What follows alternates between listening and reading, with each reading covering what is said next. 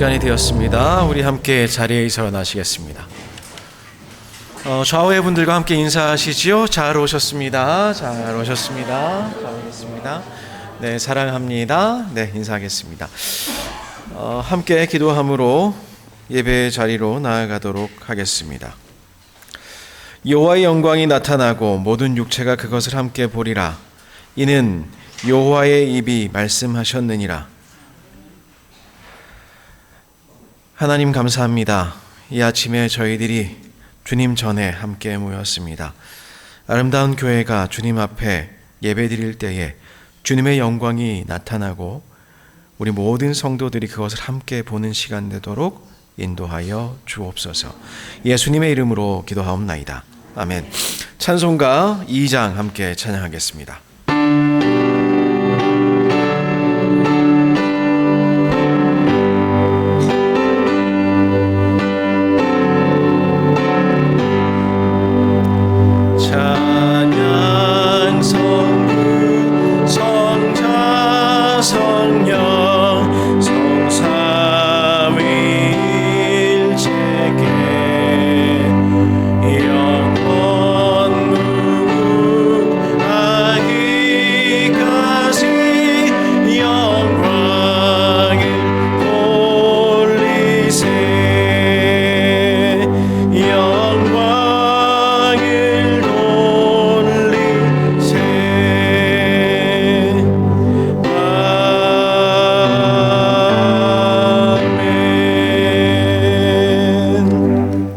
교동문 64번입니다.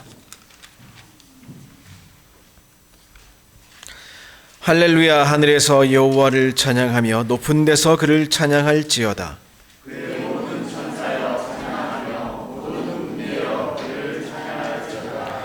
해와 달아 그를 찬양하며 밝은 별들아 다 그를 찬양할지어다.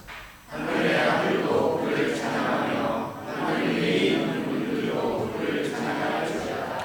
그것들이 여호와의 이름을 찬양함은 그가 명령하심으로 지음을 받았음이로다. 그가 또 그것을 영원히 세우시고 끝까지 못할 명령을 정하셨다. 여호와의 이름을 찬양할지어다. 그의 이름이 홀로 높으시며 그의 영광이 땅과 하늘 위에 뛰어나심이로다. 그가 그의 백성의 뿔을 고치셨으니 그는 모든 성도 곧 그를 가까이 하는 백성 이스라엘 자손의 찬양을 받으시리로다. 할렐루야. 아멘. 찬송가 299장 함께 찬양하겠습니다.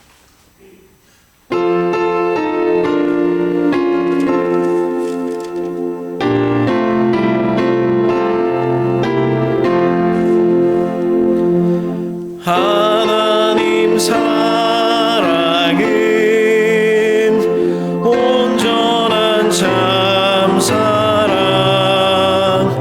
내 맘에 부어주시사 충만케 하소서.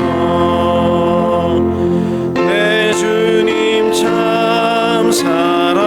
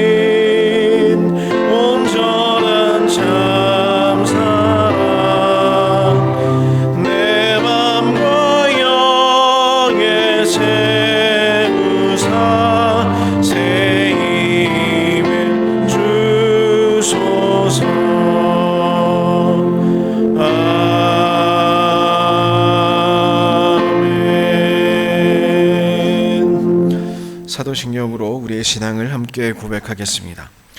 나는 전능하신 아버지 하나님 천지의 창조주를 믿습니다. 나는 그의 유일하신 아들 우리 주 예수 그리스도를 믿습니다.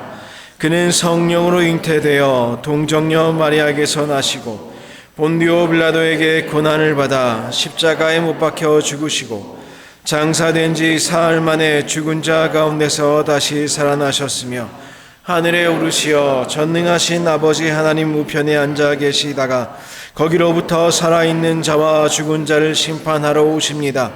나는 성령을 믿으며 거룩한 공교회와 성도의 교제와 죄를 용서받는 것과 몸의 부활과 영생을 믿습니다. 아멘. 모두 자리에 앉아 주십시오. 찬송가 446장 함께 찬양하겠습니다.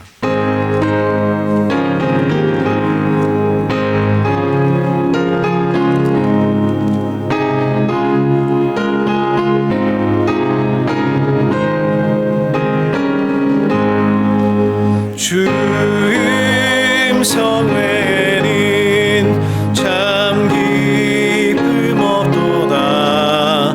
날 사랑하신 주 늘 계시옵소서. 기쁘고 기쁘도다.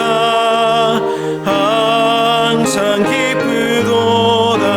나 주께 왔사오니 복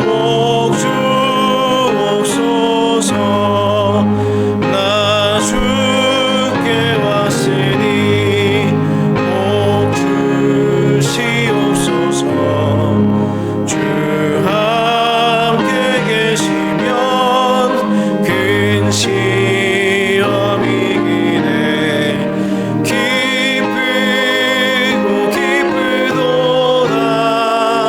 항상 기쁘도다. 나 주께 왔사오니 복 주옵소서. 주 떠나가시면 내 생명 어때네. 기쁘나 슬플 때 늘 계시옵소서. 기쁘고 기쁘도다. 항상 기쁘도다. 나 주께 왔사오니 복 주옵소서. 그 귀한 언약을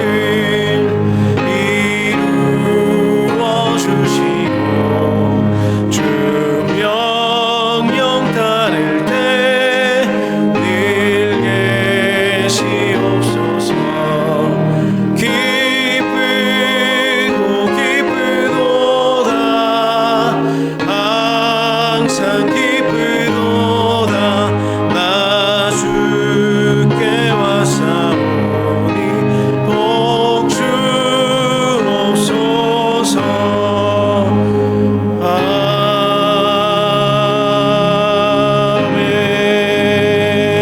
아멘. 김인호 집사님 기도 인도하여 주시겠습니다. 기도드리시겠습니다. 사랑과 은혜가 풍성하신 하나님 아버지, 2026년 새해를 허락하게 하시고 오늘도 저희를 이 아름다운 교회로 불러주셔서 하나님을 예배하는 공동체로 모이게 하심에 감사드립니다. 하나님, 새해를 맞으며 저희가 마음에 품었던 다짐들을 이 시간 조용히 돌아봅니다. 말씀 앞에 서겠다고 했던 마음, 기도로 하루를 시작하겠다고 했던 결심, 조금 더 믿음으로 살겠다고 했던 다짐, 이 모든 것들이 이민생활의 분주함과 무게 속에서 벌써 흐트러지지는 않았는지 주님 앞에 솔직히 고백합니다. 잘 지켜낸 다짐이 있다면 그것조차 주님의 은혜였음을 고백하게 하시고, 지키지 못한 부분이 있다면 자책이 아니라 다시 주님을 의지할 수 있는 용기를 허락하게 하여 주옵소서. 새해 결단을 우리의 힘이 아니라 끝까지 붙드시는 주님의 손에 맡기게 하여 주옵소서. 하나님, 이민자의 삶을 살아가며 익숙하지 않은 언어와 문화 속에서 오는 긴장, 가족을 책임져야 한다는 무게를 주님께서 이미 알고 계심을 믿습니다. 그럼에도 오늘 저희를 이 예배의 자리로 부르셔서 숨 돌릴 수 있는 쉼을 허락하게 하시고 다시 하나님을 바라보게 하심에 감사드립니다. 아버지 하나님, 이 시간 저희의 마음을 정결하게 하시고 무언가를 증명해야 하는 예배가 아니라 주님 앞에 기대고 의지하는 예배가 되게 하여 주옵소서. 이 땅 멕시코를 위해 기도합니다. 주님께서 사랑하시는 이 나라 위에 정의와 평화가 흐르게 하시고 이 땅에 살아가는 모든 가정들 위에 주님의 보호하심과 공급하심이 함께 하여 주옵소서. 저희 아름다운 교회가 외로운 이들에게는 가족이 되고 지친 이들에게는 안식처가 되며 다시 살아갈 힘을 얻는 공동체가 되게 하여 주옵소서. 또한 저희 각자의 가정과 삶의 자리도 주님 손에 올려드립니다. 일터에서, 학업 가운데서, 관계 속에서 모든 것을 혼자 감당하려 하지 않게 하시고 하루하루를 주님께 맡기며 동행하는 믿음을 선택하게 하여 주옵소서.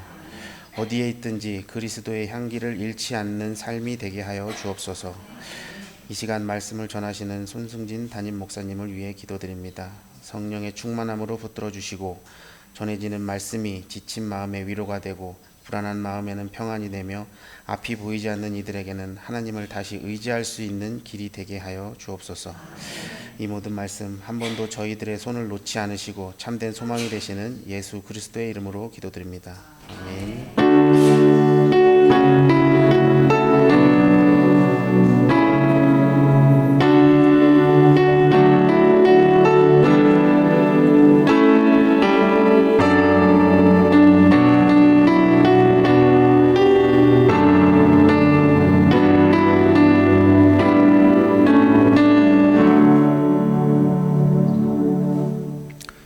이 시간 함께 봉헌하겠습니다. 나의 모습 나의 소유 함께 부르시며 주님 앞에 준비하신 예물 드리도록 하겠습니다.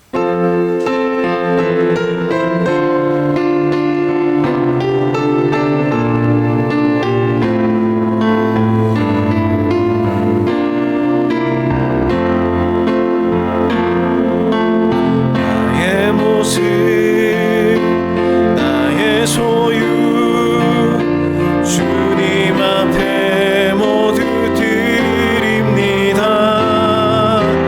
모든 앞에 모든 기쁨 내 모든 눈물 받아주소서. 어제 일과 내일 일도 꿈과 희망 모두 드립니다. 모든 소망 모든 계획 내 손과 마음 받아주소서.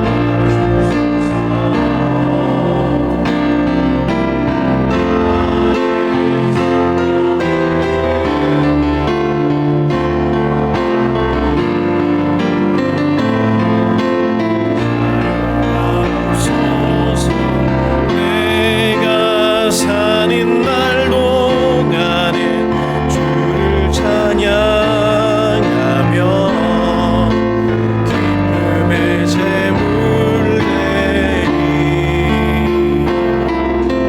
나를 받아주소서.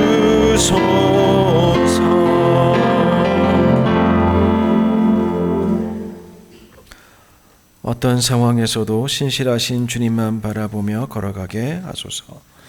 주님만 오르십니다. 함께 기도하겠습니다. 사랑과 은혜가 충만하신 하나님, 이 시간 저희들의 모든 것을 주님 앞에 내려놓습니다. 주님, 특별히 주님께서 허락하신 것들 구별하여 감사함으로 드리오니 주님 받아 주시옵소서. 아버지 하나님, 드려도 더 드리게 도와주시고 저희도 하여금 온전히 주님 앞에 우리의 삶을 드리게 하셔서 주님께서 사용하시는 인생 살아갈 수 있도록 도와주시옵소서. 특별히 아름다운 교회를 돌보시고 그리하여서 아름다운 교회도 온전히 주님께 헌신된 교회가 되게 하셔서 온전히 주님의 영광 위하여 사용되는 교회 되도록 인도하여 주옵소서. 예수님의 이름으로 기도하옵나이다. 아멘. 네, 교회 소식 전하도록 하겠습니다. 아름다운 교회 오신 여러분들 주님의 이름으로 환영하고 또한 축복합니다.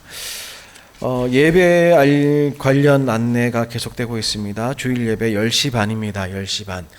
아직 익숙치 않으실 수 있습니다. 아침에 주일날 일어나시면 아직 11시에 그 시간이 맞춰져 있는 것 같은 그런 생각이 드실 수 있을 것 같아요. 10시 반입니다. 기억하시고 꼭 그 시간에 맞춰서 오시면 좋겠습니다. 예배는 그렇습니다. 조금 일찍 오시면 더 우리의 마음에, 우리의 심령에 도움이 됩니다.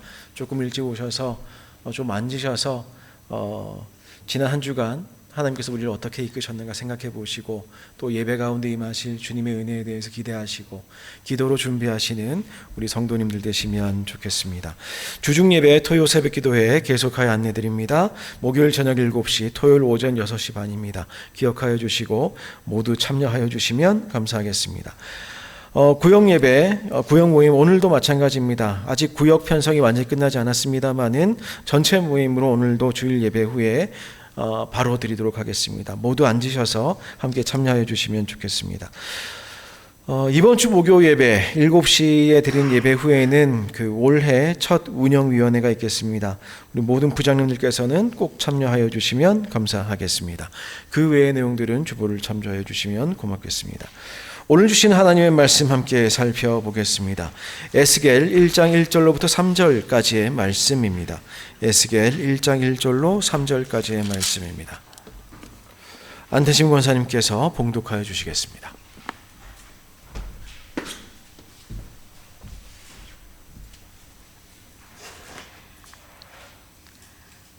서른째 해 넷째 달 초닷새에 내가 그발 강가 사로잡힌 자 중에 있을 때에 하늘이 열리며 하나님의 모습이 내게 보이니 여호야긴 왕이 사로잡힌 지 5년 그달 초닷새라. 갈대아 땅 그발 강가에서 여호와의 말씀이 부시의 아들 제사장 나 에스겔에게 특별히 임하고 여호와의 권능이 내 위에 있으니라. 아멘.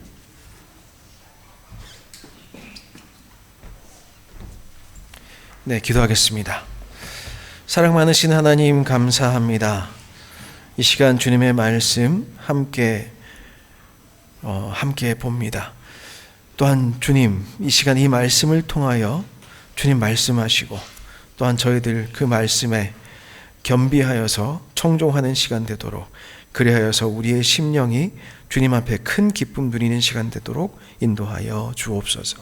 예수님의 이름으로 기도하옵나이다. 아멘. 네, 한 주간 평안하셨습니까? 오늘 저희들 에스겔의 말씀으로 하나님의 모습을 본 그 광경을 저희들 함께 참여해 보고자 합니다. 에스겔은 구약에서 많은 분들이 읽으실 때에 사실 좀 어려워하시는 책 중에 하나입니다. 에스겔 전체를 오늘 말씀을 드릴 것은 아니고 그 중에 표제, 첫 세 구절에 대해서 함께 은혜를 나누고자 하는데 에스겔을 읽을 때 저희들이 많이 어려워하는 것 중에 하나가 환상으로 또한 놀라운 그 광경으로 그리고 이 에스겔이 가졌던 영적인 경험 때문에 그렇습니다. 예를 들어서 하나님께서 에스겔의 머리를 잡고 끌어올리셔서 데려가셨는데 거기가 이스라엘 예루살렘의 성전의 북향한 문. 어떻게 그럴 수 있는가? 여러 가지 생각해 볼 수 있겠지요. 그리고 나타나는 내 생물이라든가 그 생물이 움직이는 모양이라든가 묘사는 다양한데 말은 알겠는데 그 내용을 그려보자고 하면 잘 그려지지 않는. 그리고 마지막에도 환상으로 끝이 나는데 새 예루살렘 그 모습 어마어마하게 크거든요. 어마어마하게 크거든요. 그거 재보면 그 예루살렘 마지막 그 새 예루살렘 성의 너비가 2,000km가 넘는, 그러니까 한반도가 넘어가는, 한반도가 4개 좀 붙어야 되나요? 그러한 광경을 드러나는데 그것을 우리가 어떻게 이해할 수 있을 것인가? 생각보다 많은 분들이 어려워하시는 책입니다.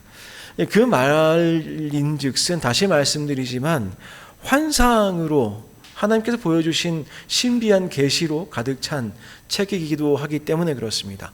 물론 모든 말씀은 성령의 영감으로, 하나님의 영감으로 된 것입니다마는 특별히 에스겔에선 저희들 어떤 하나님이 보여주시는 환상을 저희들 함께 참여하게 됩니다. 근데 어렵다고 생각이 들면서도 문득 그런 생각이 듭니다. 오늘날을 살아가는 21세기를 살아가는 저희들에게 무엇이 가장 필요할까? 혹시 우리에게 필요한 것은 환상 아닌가? 하나님이 보여주시는 비전 말입니다. 이상한 광경이라기보다는 우리는 그 광경에 참여하려고 하니까 힘든데 에스겔은 너무나 명확하게 보고 있다는 말입니다. 에스겔은 너무나 명확하게 보고 그 안에서 하나님의 능력을 보고 하나님의 말씀이 특별히 나에게 임했다라고 그렇게 말을 하고 있습니다. 에스겔은 제2차 바벨론 포로 때 잡혀간 사람이고 오늘 성경은 그 에스겔이 제사장이라고 이야기합니다. 당시의 제사장은 단순히 종교인이나 영적인 부분에서 지도자인 것만 뜻하는 것이 아닙니다.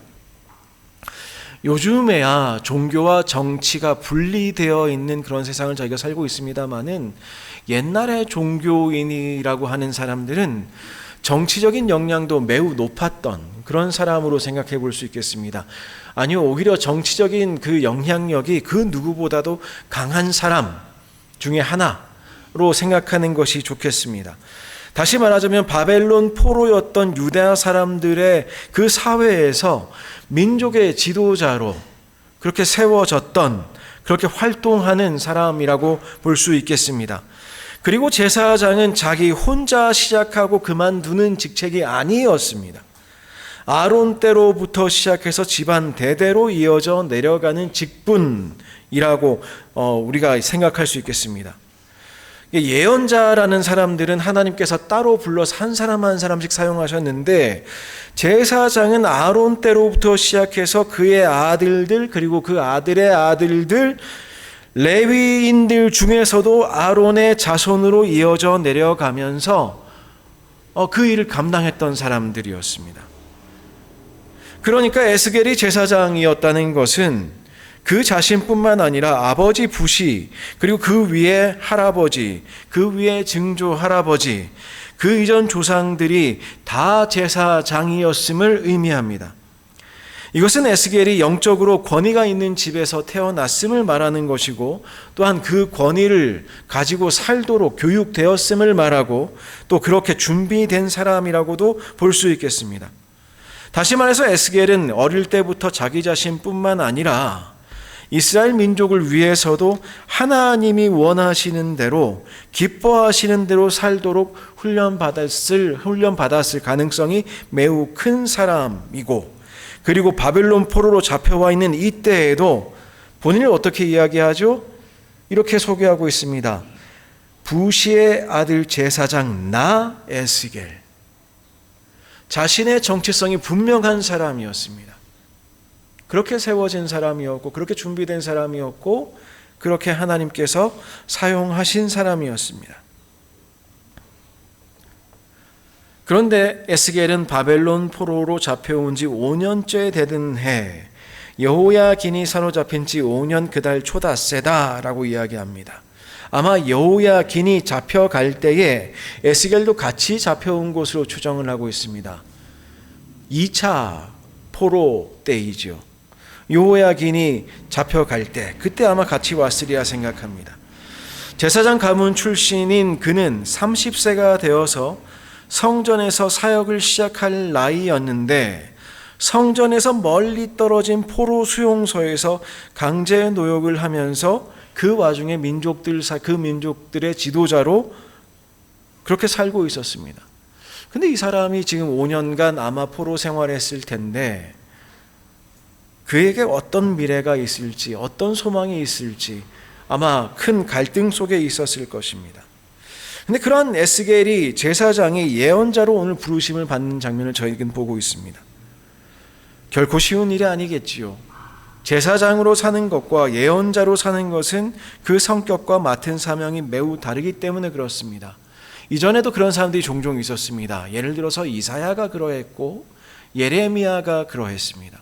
우리가 선지서 중에서 대선지서라고 말하는 책이 크게 한 3권 정도 있는데 이사야, 예레미야, 에스겔인데 하나같이 어떤 사람들이 쓴 책들이냐 가만 보니까 제사장이면서 예언자로 부르심을 받았던 사람들, 그러니까 하나님을 섬기는 일, 예배 활동에 대해서 열심인 사람, 그러면서 동시에 하나님의 말씀을 대언해야만 했던 그 사람들의 책들이었던 것이지요. 이 성격이 다르고 맡은 사명이 다른 두 가지 일을 행하는 것.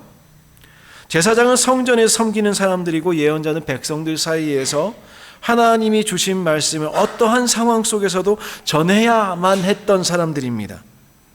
에스겔은 그렇게 제사장으로서 또한 예언자로 부르심을 받고 활동하였던 사람이었습니다.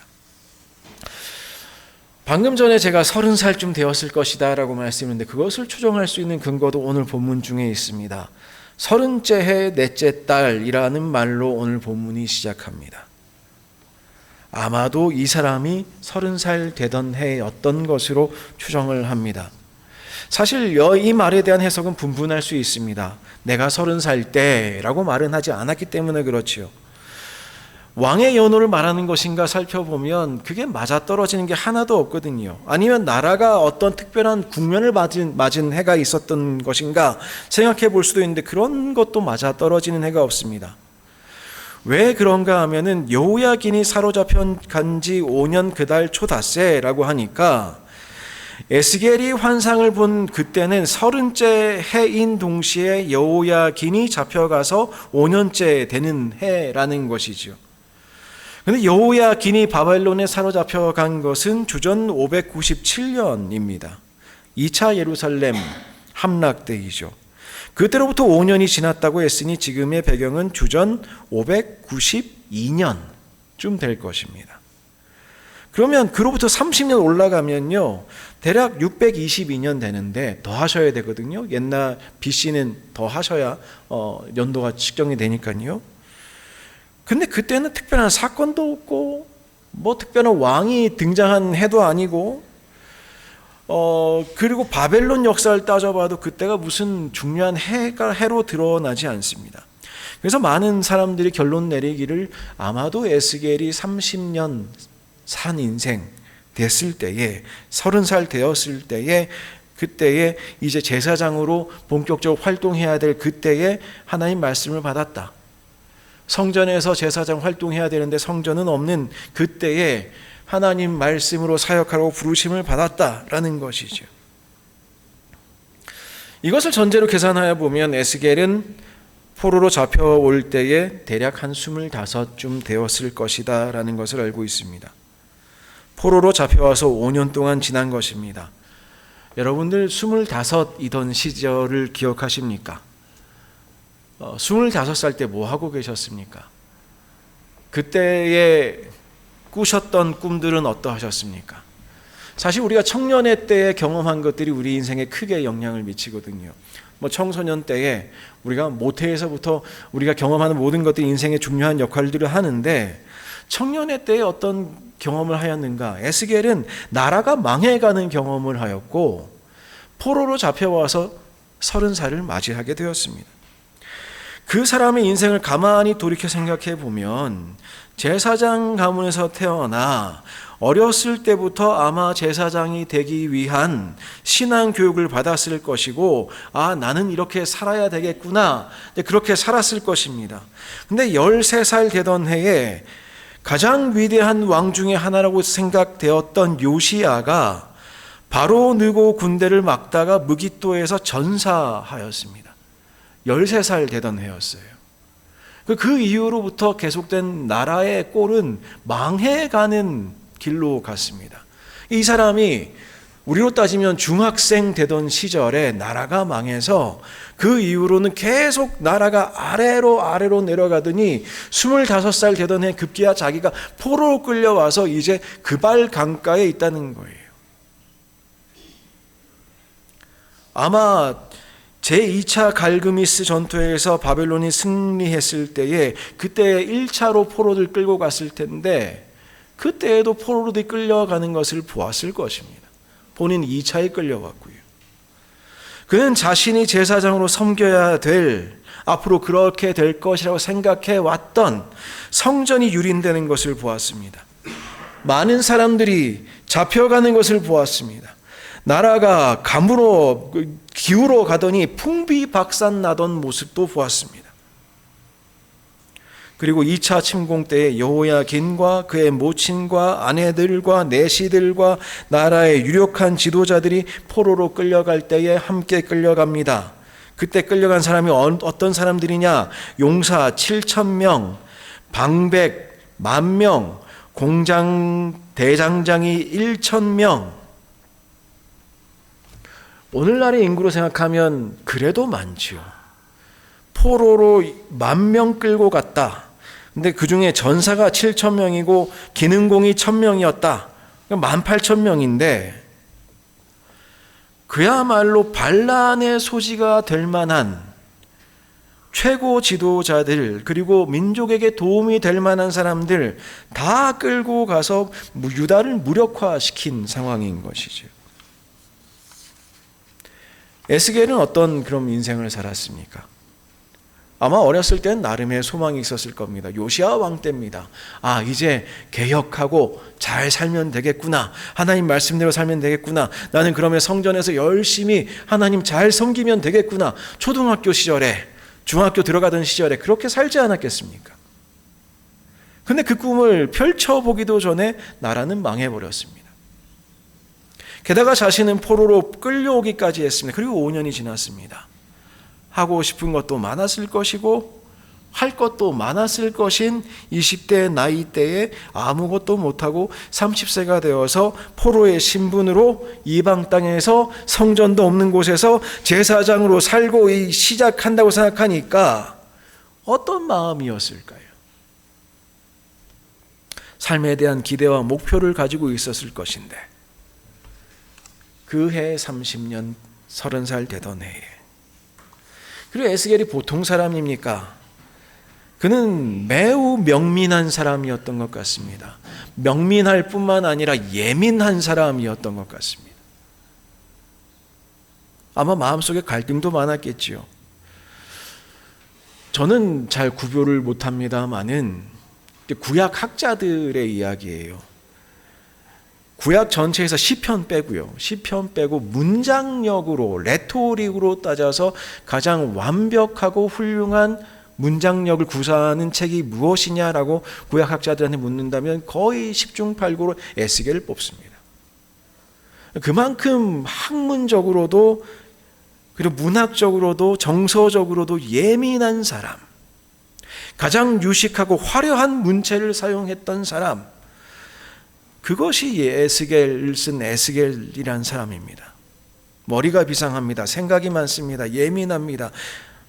그 마음이 20대에 어떠하였을까요? 안 그래도 예민한 그 시기의 말입니다. 에스겔서를 통해서 저희들이 살펴볼 수 있는 에스겔이 가졌음직한 갈등과 고민 한 3가지 정도가 있는데 사실은 다 연결되는 것이에요. 근데 그 3가지 고민은 사실상 유다 포로 전체의 고민이요 갈등이라고 할 수 있겠습니다. 우선 첫 번째로는 하나님께서 택하신 백성이 어떻게 이방인들에 의해서 망할 수 있는가? 사실 이것은 바벨론에게 멸망당한 유다 백성들의 신앙을 기초부터 흔드는 질문이었습니다. 아니, 우리가 하나님의 백성인데 어떻게 이방인에게 망할 수 있는가?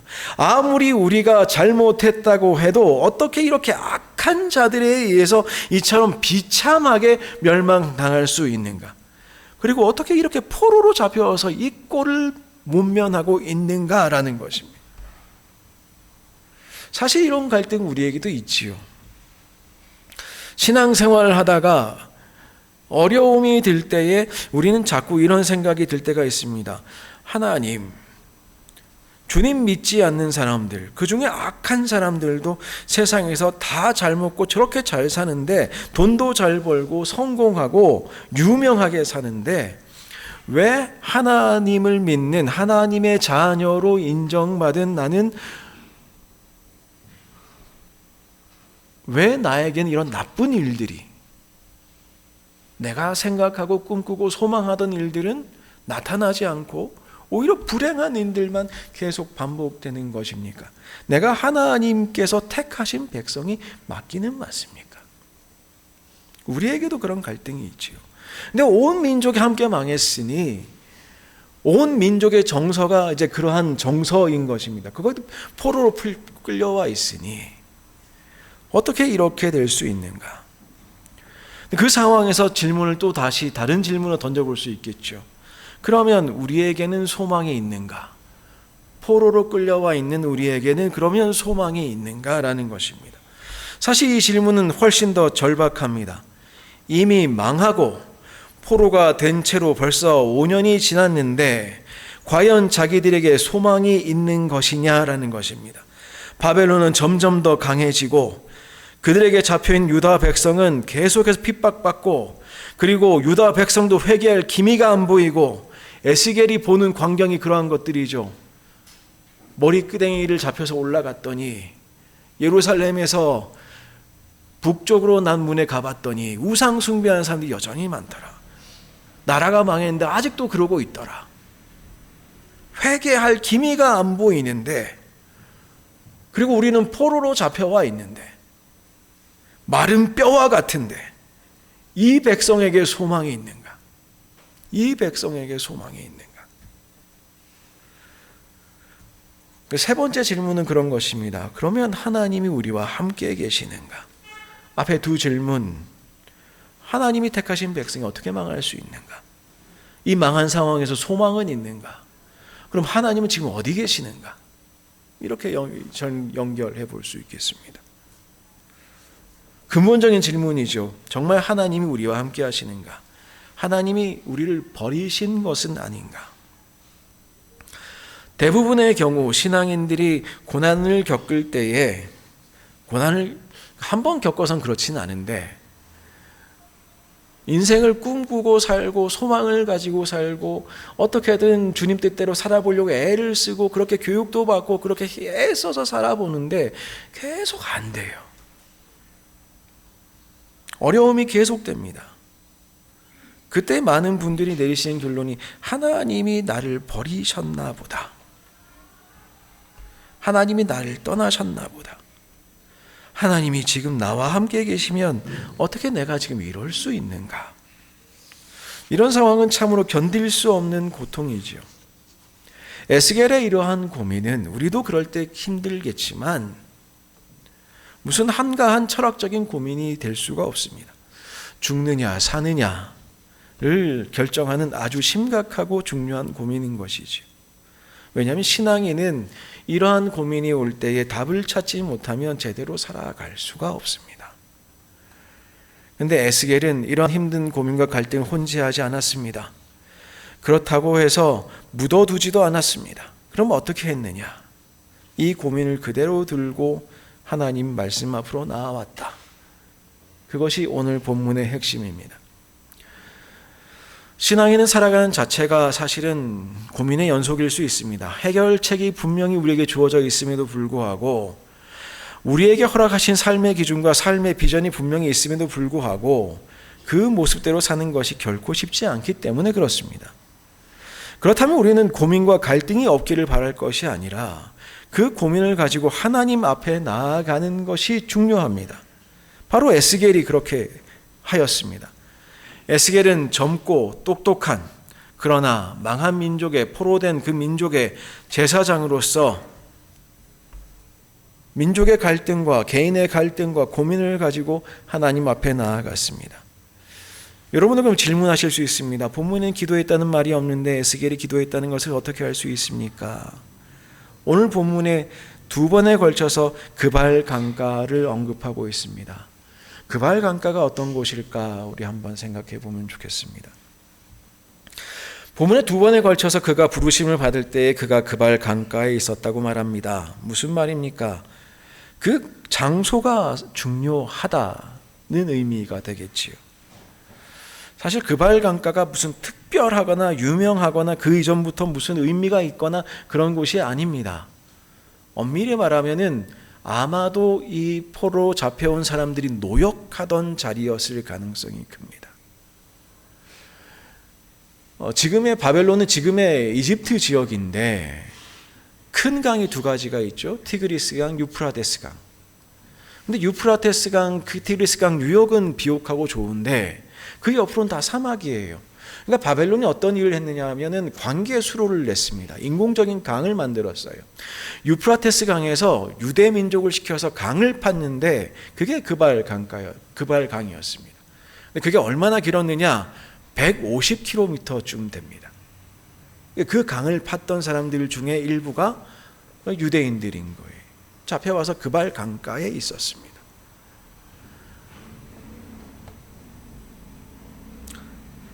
그런데 왜 오늘 그 본문을 이야기하느냐? 강가는 성경에서 이스라엘 사람들이 기도하는 곳으로 종종 등장하곤 합니다.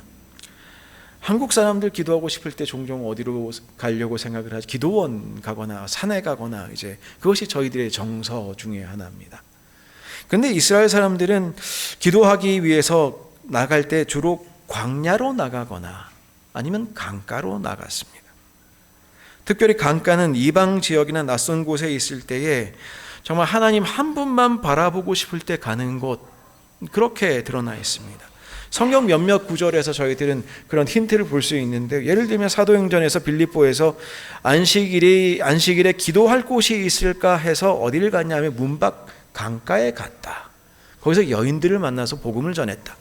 그게 빌립보 교회가 설립되는 배경에 있는 이야기였습니다. 왜냐하면 거기는 유대인 회당이 없었기 때문에 그랬거든요. 바울 일행은 기도하기 위해서 강가로 나갔습니다. 그리고 시편에 보시면 우리가 바벨론의 여러 강변 거기에 앉아서 시온을 기억하며 울었도다. 바벨론 강가에서 울었다. 그러니 바벨론의 여러 강변에 앉아서 티그리스 강에서 유프라테스 강에서 그발 강가에서 이 사람들은 울면서 하나님께 기도하였습니다. 아마 노역도 하였을 것입니다. 그러나 거기에서 울면서 예루살렘을 생각하면서 하나님께 기도하였습니다. 에스겔도 그 중에 한 명이었습니다. 그는 자신의 고민과 갈등, 그 갈등의 현장에서 하나님 앞으로 나아갔습니다. 바로 그것이 에스겔이 우리에게 보여주는 중요한 영적인 메시지입니다. 갈등이 있을 때에, 영적인 고민이 있을 때에, 고통을 경험할 때에, 모든 문제가 우리의 삶에 닥쳐올 때에 여러분은 강가로 나가셔야 됩니다. 그발 강가로 나가셔야 됩니다. 기도하셔야 됩니다. 하나님 앞에서 처절하게 엎드려서 사정을 아뢰고 응답받아야 됩니다. 얼마가 되었든 포기하지 않고 기도하며 나아가는 것이 중요합니다.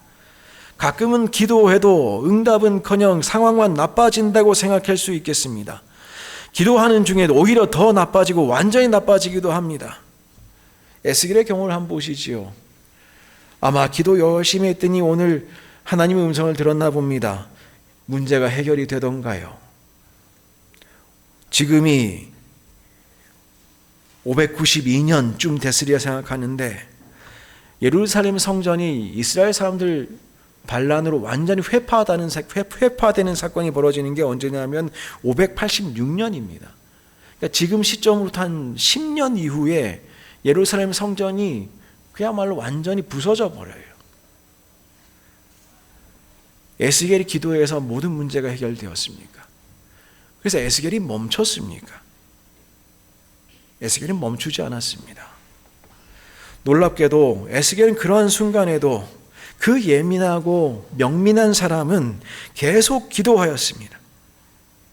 고민과 갈등이 사라지지 않아도 하나님이 함께 하심을 믿고 기도했습니다. 기도할 때에 바뀌는 것이 분명히 있지요. 그것은 바로 우리의 모습입니다.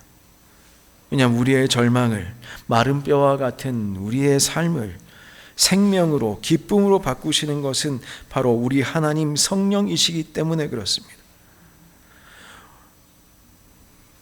아까 전에 에스겔이 하나님의 손에 붙잡혀서 예루살렘에 갔다. 이제 그런 놀라운 환상을 경험했다. 이제 그런 말씀을 드렸어요. 예전에 김효곤 목사님이라는 분이 계신데 그 설명을 하실 때에 제사장들은 머리를 깎지 않죠. 깎지 않는다는 표현은 좀 정확하진 않고 대머리처럼 밀지 않죠. 왜냐하면 대머리처럼 미는 것은 레위기에 등장하는 것인데 대머리처럼 미는 것은 애굽 사람들의 풍습이기 때문에 그렇습니다.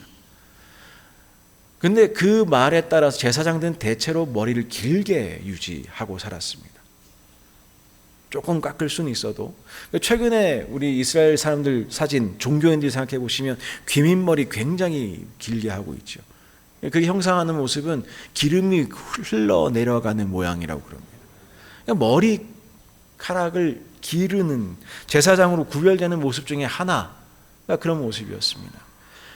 그런데 절망하고 있을 때 하나님이 어떻게 하시냐?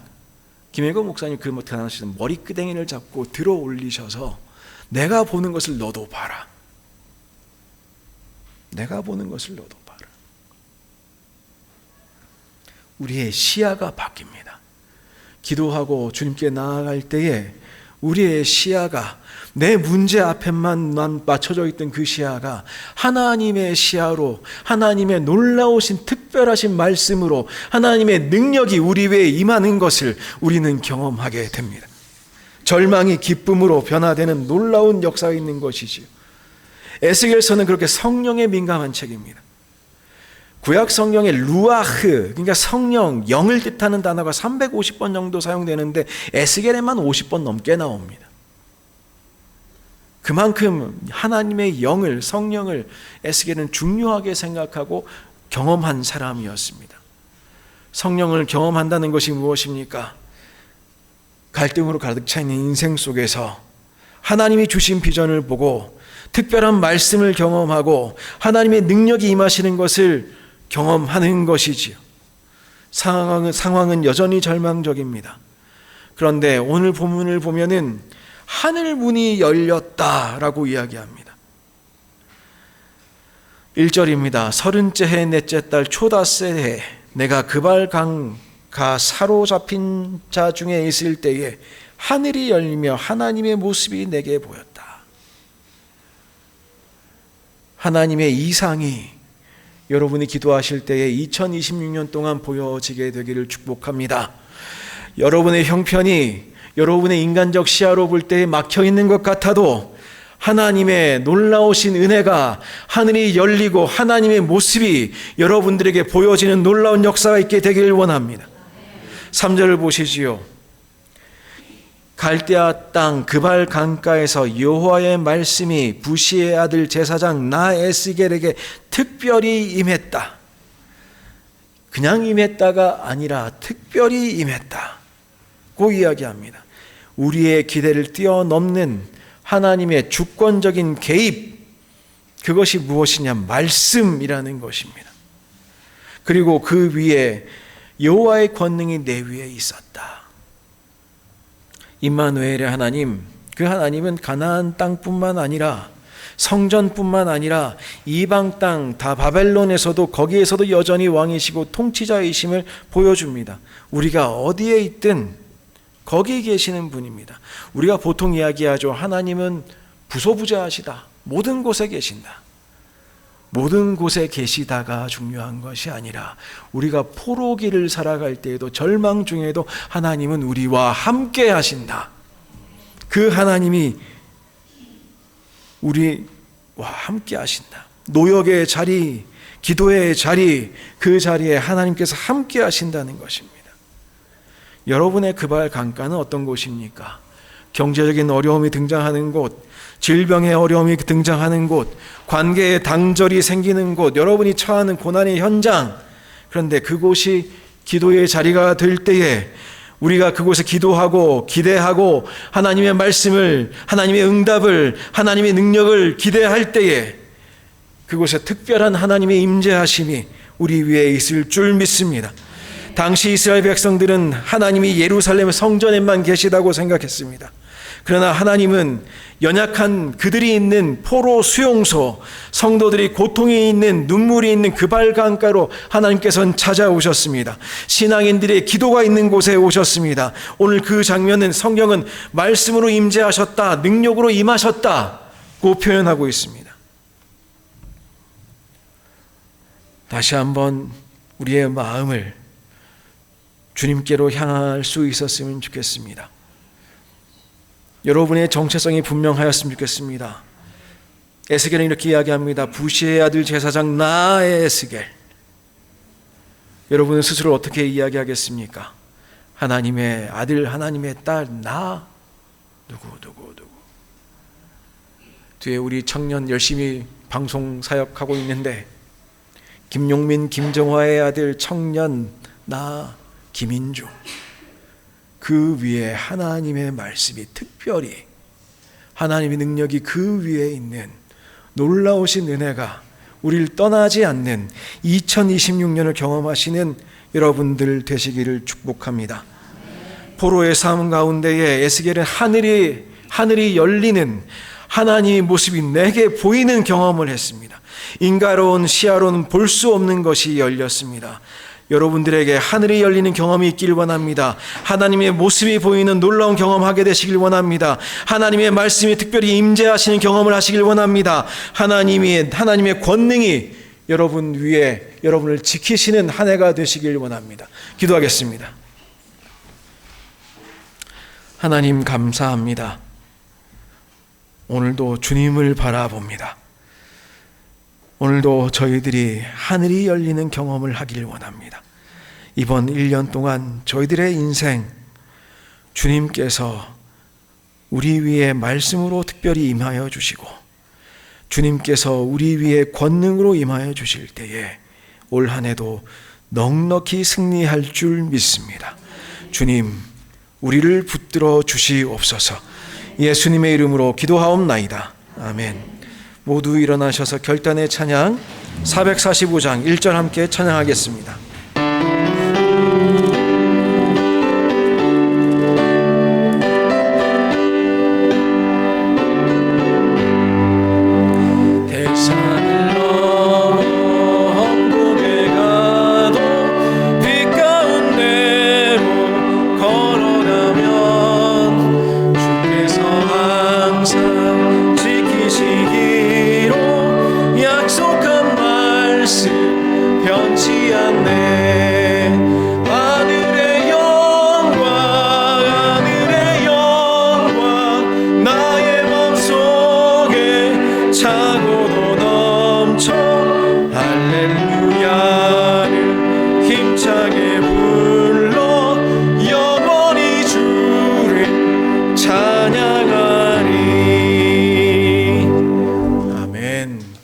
다소히 말씀드립니다.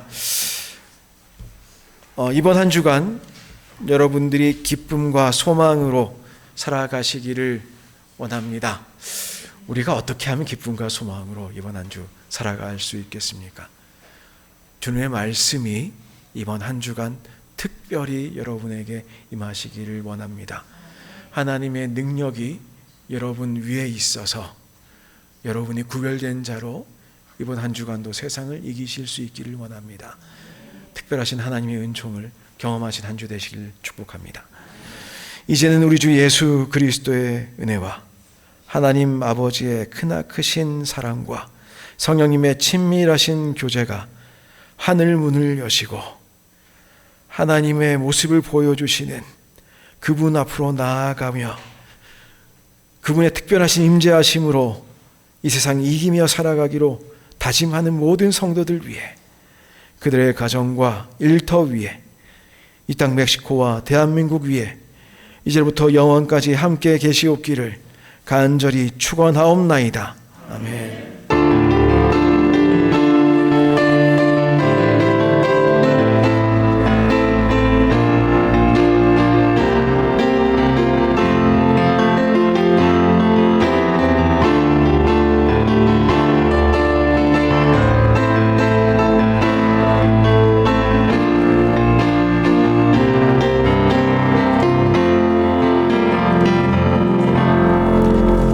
자리에 다 앉아 주시